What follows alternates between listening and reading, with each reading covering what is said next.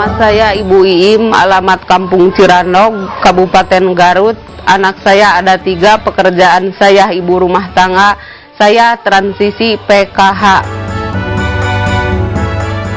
Saya merasa ada keluarga lain yang lebih membutuhkan bantuan PKH daripada keluarga saya. Selain itu, saya merasa kondisi ekonomi keluarga saya sudah lumayan.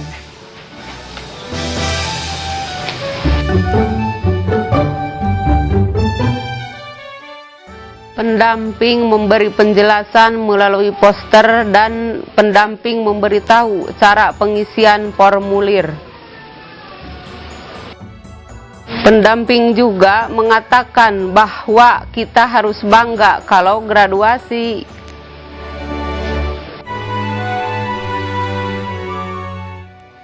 Setelah saya tidak menerima lagi bantuan PKH, saya bekerja sebagai buruh.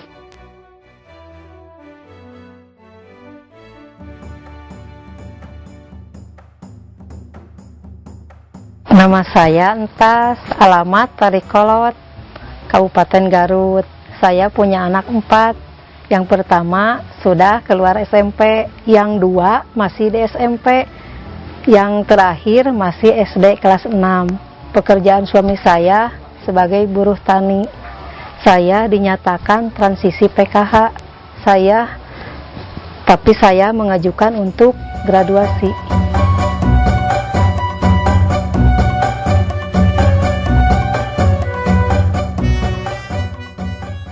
Saya merasa kondisi ekonomi saya sudah lebih baik, sehingga saya merasa tidak layak lagi menerima bantuan PKH.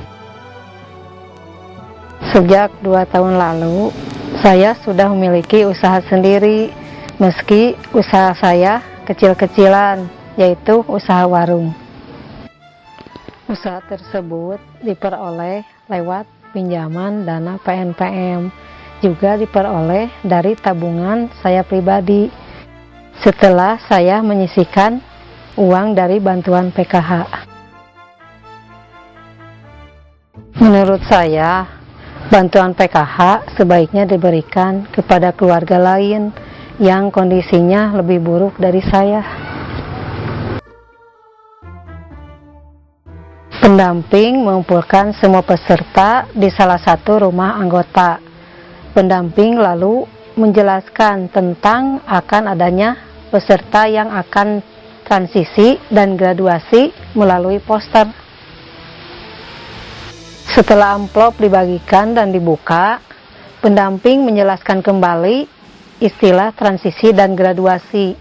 Pendamping mendorong yang graduasi itu supaya bangga karena sudah lulus dari kemiskinan.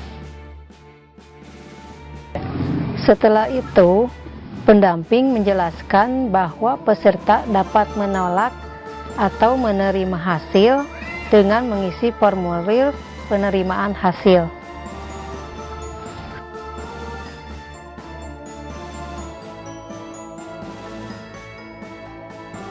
Saat ini, saya menjalankan usaha warung yang antara lain menjual ada goreng-gorengan, buras atau lontong, kupat tahu, dan es pisang coklat dengan omset perharinya mencapai 100 sampai 300 ribu rupiah.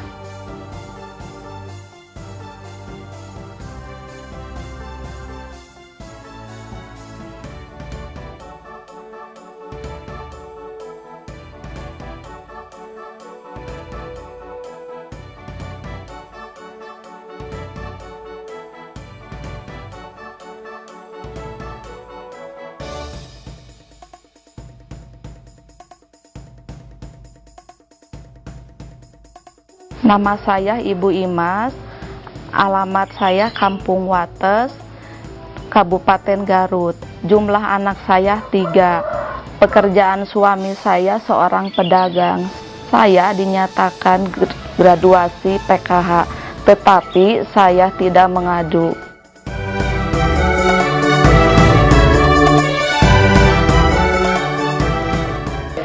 Menurut saya, kondisi ekonomi saya memang sudah jauh lebih baik dibanding ketika saya menerima bantuan PKH. Saat ini saya sudah memiliki usaha sendiri, yaitu pangkalan mie ayam. Usaha ini cukup maju dengan omset rata-rata 360.000 per hari. Selain itu, sering juga memperoleh pesanan dari pabrik. Adapun uang dari bantuan PKH, saya sisihkan sebagian untuk modal kerja.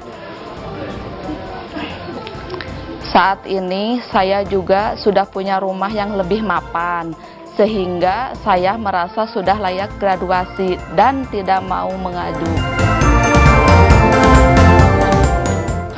Sebelum membagikan amplop hasil resertifikasi, pendamping menerangkan alur resertifikasi dan melakukan tanya jawab. Pendamping lantas membagikan amplop dan menjelaskan adanya hasil transisi dan graduasi. Konsep transisi dan graduasi dijelaskan dengan cara informal dan mudah dicerna.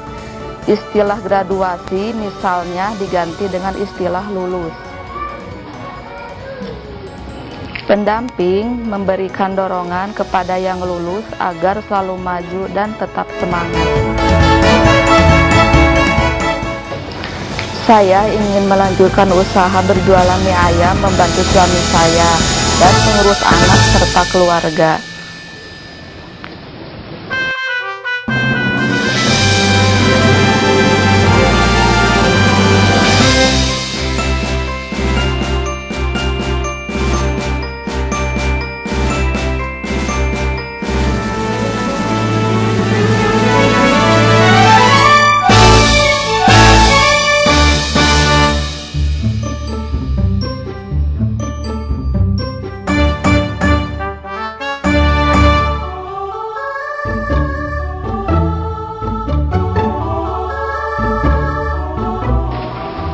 Saat itu, ada RTSM yang tidak puas dengan hasil graduasi.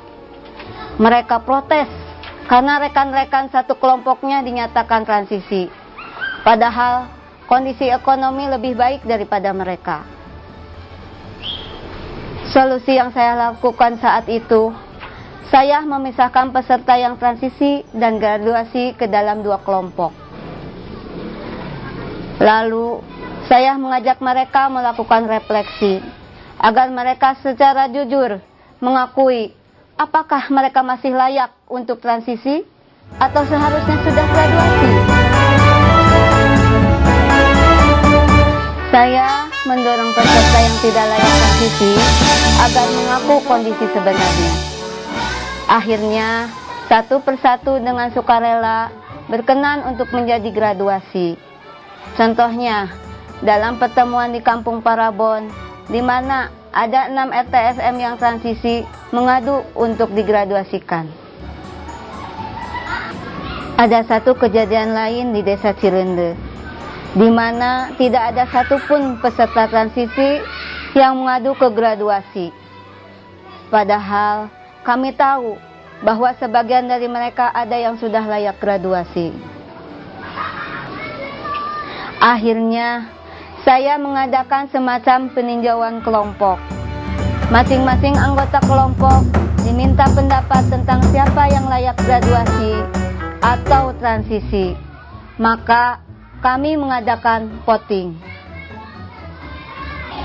Hasil voting menunjukkan ada satu RTSM yang seharusnya sudah layak graduasi. Berkat tekanan dari rekan-rekan satu kelompoknya tadi, RTSM tersebut akhirnya mengadu untuk graduasi.